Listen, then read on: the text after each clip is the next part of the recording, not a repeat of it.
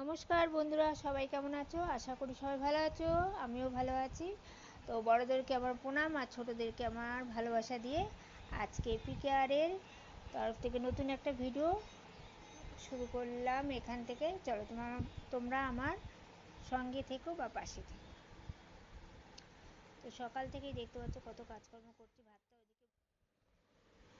ওদিকে আমি ভাতটা বসিয়ে এদিকের আমি ড্রেসিং টেবিল এগুলো সব ঘরের মোছামুছির কাজগুলো ভাবলাম ভাতটা হতে হতে এদিকে কাজগুলো আমি সেরে নিই, কারণ রোজ রোজ না ঝাড়পোছ করাটা হয় না। তো আজকে ভাবলাম যে না, ঠিক আছে, চলো আজকে ভাতটা বসিয়ে দিয়ে এদিকে আমি যতটা পারি করে নিতে পারলে ভালো।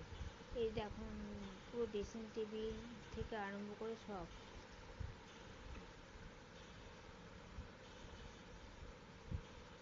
রোজেরটা রোজ করলে একটু কষ্ট হয় বটে, সময়ও লাগে।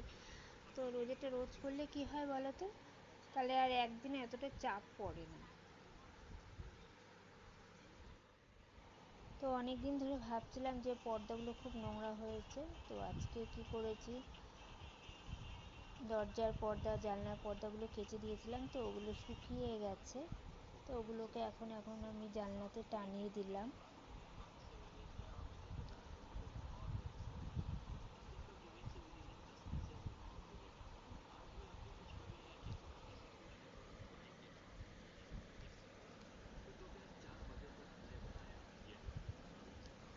ওদিকে ছেলে পড়ছে, ওর মতন পড়ছে, আমি এদিকে আমার কাজগুলো সারছি।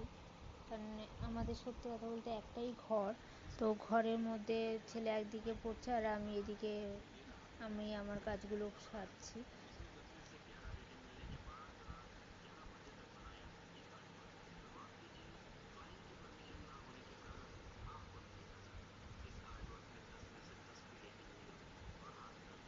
পর্দাগুলো টানানো হয়ে গেছে। এবার বিছনার চাদরও কেচেছিলাম। তো বিছনার চাদর, আগের দরজার পর্দাটা, এগুলো সব ভাঁজ করে সুন্দর করে পাট করে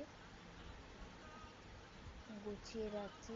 এই যে আরেকজন চলে এসছে, আমাদের ছোটজন। ও সারাক্ষণ আমার সাথেই, মনে হচ্ছে আমি একটা ছোট বাচ্চা। যতক্ষণ সময় পারে আমার সাথেই সময়টা কাটায়।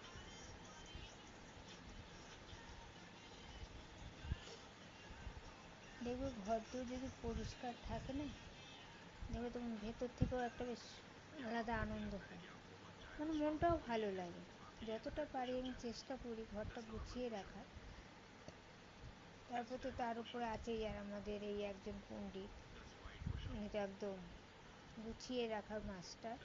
তো বলার মতো না। তোমরা অনেক অনেক ভিডিও, তোমরা আমার অনেক ভিডিওতে দেখতে পেয়েছো যে ও সব জায়গাতেই আছে। খাবার নিয়ে চলে এসছে, ও আমার কাছে বলছে আমাকে খাইয়ে দাও। এই ঘর গোছানোর মধ্যে ওকে খাইয়ে দিলাম আমি। এবার ঘরটা পরিষ্কার করে ঝাড় দিয়ে নিচ্ছি, কেননা সব ঝাড়পোছ সবই মোছামুছি হলো। এখন লাস্ট ফিনিশিং, এদিকে আমি ঘরটা ঝাড় দিয়ে নিলাম।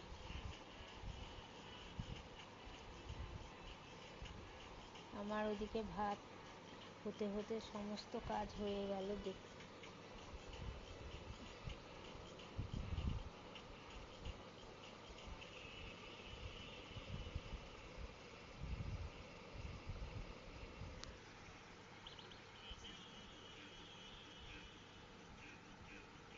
এদিকে আমার ভাতও হয়ে গেল, আর ওদিকে আমার সমস্ত ঘর গোছানো থেকে পরিষ্কার করা থেকে সব হয়ে গেল। ভাতটা ঘরে রেখে গেলাম, যেহেতু আমাদের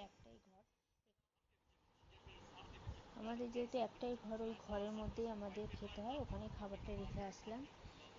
এদিকে চান করে সমস্ত পুজো টুজো দেওয়া হয়ে গেছে, সমস্ত কাজকর্ম সারা হয়ে গেছে। তো এদিকে আমি বাঁধাকপিটা কাটছিলাম। তো বাঁধাকপিটা কেটে রাখছিলাম পুরোটাই। বাঁধাকপিটা কাটতে কাটতে একটা চিন্তা করলাম যে চলো আজকে বাঁধাকপি দিয়ে কিছু একটা করে খাওয়া যায়। তো বাঁধাকপি ভাবলাম যে চলো আজকে বাঁধাকপি, চালের গুঁড়ো আছে, চালের বেসন দিয়েই করি, কিন্তু আজকে ভাবলাম চালের গুঁড়ো দিয়ে করবো। তো লঙ্কা কুচি দিয়ে দিয়ে দিলে ভালো হতো, কিন্তু ছেলে খেতে পারবে না, লঙ্কার গুঁড়ো, হলুদ, এই যেগুলো যা যা লাগে তাই দিয়ে দিয়ে বাঁধাকপির বড়া করলাম।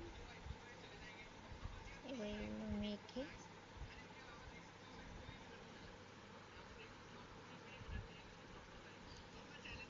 আর যেগুলো বড়া যত কম আছে করা যাবে, ভেতরটা মানে বড়ার ভেতরটা কাঁচা থাকে না বেশি, ভেতরটাও সুন্দর হয়ে যায়। আর বাড়িয়ে দিয়ে করলে ওপরটা পুড়ে যাবে, তো আমি নিভে আঁচে করছি, গ্যাসটা কমিয়ে দিয়ে একদম।